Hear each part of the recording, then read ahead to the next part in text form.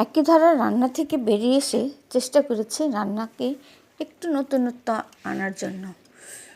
জানি না কতটুকু পেরেছি, এর ভার না হয় আপনাদের উপরে ছেড়ে দিলাম। আসসালামু আলাইকুম, কেমন আছেন সবাই? আশা করি আল্লাহর রহমতে সবাই ভালো আছেন।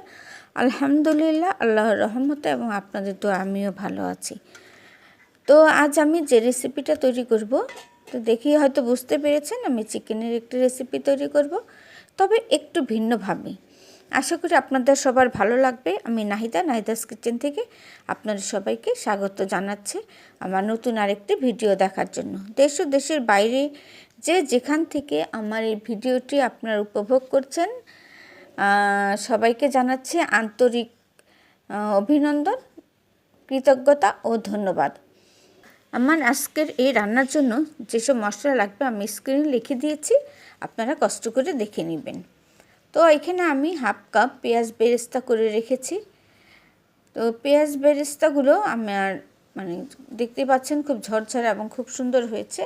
আর এখানে লাগছে কাঁচা পাকা, আমি কয়েকটা কাঁচামরিচ নিয়ে নিয়েছি আর কিউব করে কেটে রেখেছি পেঁয়াজ। এটা হচ্ছে আমি যেহেতু পেঁয়াজ দুইভাবে দিব, দুইটা পর্যায়ে আমি পেঁয়াজগুলি ব্যবহার করব, তাই দুই রকমের করে দিয়েছি।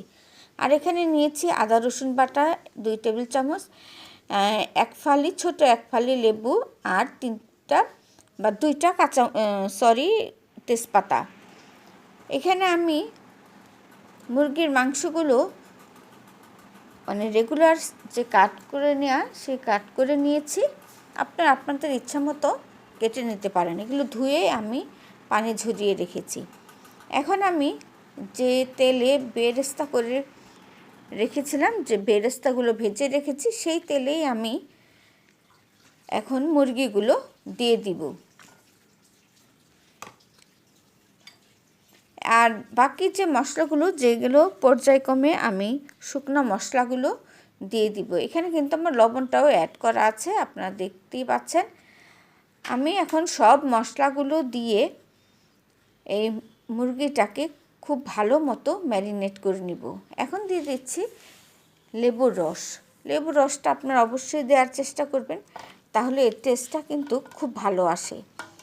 এখন আমি খুব ভালো মতো এই মুরগিটাকে ম্যারিনেট করে রাখবো। যত ম্যারিনেট করবেন, যত খুব ভালো মতো মুরগিটাকে মেখে নেবেন, ততই কিন্তু আপনার স্বাদটা খুব ভালো আসবে। আর এর যে রান্নার যে কালার, টেস্ট, সব কিছুই কিন্তু মাখার উপরেই নির্ভর করে। আর এখন আমি দিয়ে দিলাম সেই ভেজে রাখা বেরেস্তাগুলো দিয়েও আমি খুব ভালো মতো মেখে রেখেছি।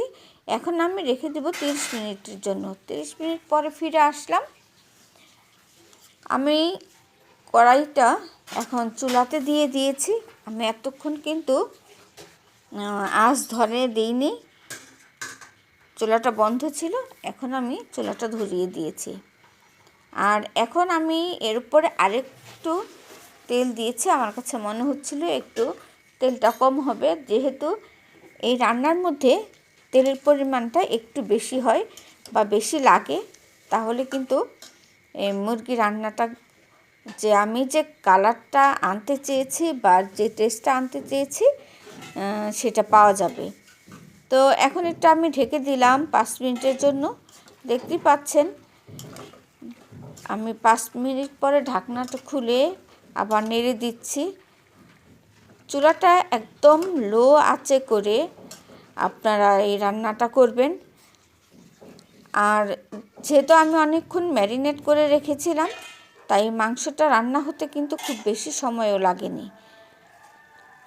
তো আমি বারবার ঢেকে দিয়ে আবার এই মাংসটাকে রান্না করে নিচ্ছি। আপনারা মিডিয়াম টু লো আছে এখন আমি এই জালটা রেখেছি, আপনারা এইভাবেই রান্না করবেন। এখন আমি দিয়ে দিচ্ছি সামান্য পানি, হাফ কাপেরও কম হবে আমি পানি দিয়েছি। যেহেতু আমি এই চিকেন রান্নাটা একটু মাখা করে রান্না করব, একটু শুকনোই হবে, তাই আর বেশি পানি দেওয়ার দরকার নেই। ঢেকে দিলাম। ঢাকনা খুলে আবার আমি কিছুক্ষণ নেড়ে চেড়ে দিব।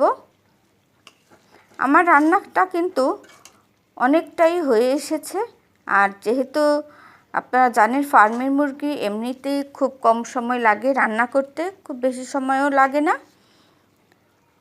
তো এখন আমার যে ফাইনাল যে কাজ সেটা হচ্ছে কিউব করে রাখা যে পেঁয়াজ, সেই পেঁয়াজগুলো দিয়ে দেওয়া। আর আপনারা যদি এভাবে কেউ কখনো না খেয়ে থাকেন বা আমার রান্নাটা দেখে যদি আপনাদের মনে হয় যে না তরকারিটা ভালো হয়েছে, তাহলে অবশ্যই এই রেসিপিটা একবার হলেও ট্রাই করবেন। খুবই মজার একটি মুরগি রান্না। আর আমি কিন্তু কাঁচামরিচ আর লেবু রস আবারও দিয়ে দিয়েছিলাম। আর এখন দেখতে পাচ্ছেন আমার রান্নার ফাইনাল লুকটা। আর আমি এই চিকেন রান্নাটার নাম দিয়েছি ব্রাউনি চিকেন। আমার এই রান্নার সাথে নামের যথার্থতা আছে কি না একটু প্লিজ আমাকে সবাই কমেন্ট করে জানাবেন। আর আমার রান্নাটা কেমন লেগেছে অবশ্যই আমাকে বলবেন, ভালো হোক খারাপ হোক একটু জানাবেন। আমার এই ব্রাউনি চিকেন দেখতে যতটা ইয়ামি এবং লোভনীয় হয়েছে, খেতে হয়েছে তার চেয়ে অনেক অনেক গুণ বেশি মজা। আশা করি সবাই ট্রাই করবেন। আজ তাহলে এখানেই বিদায় নিচ্ছি, দেখা হবে নতুন কোনো রেসিপি নিয়ে। আল্লাহ হাফেজ, আসসালামু আলাইকুম।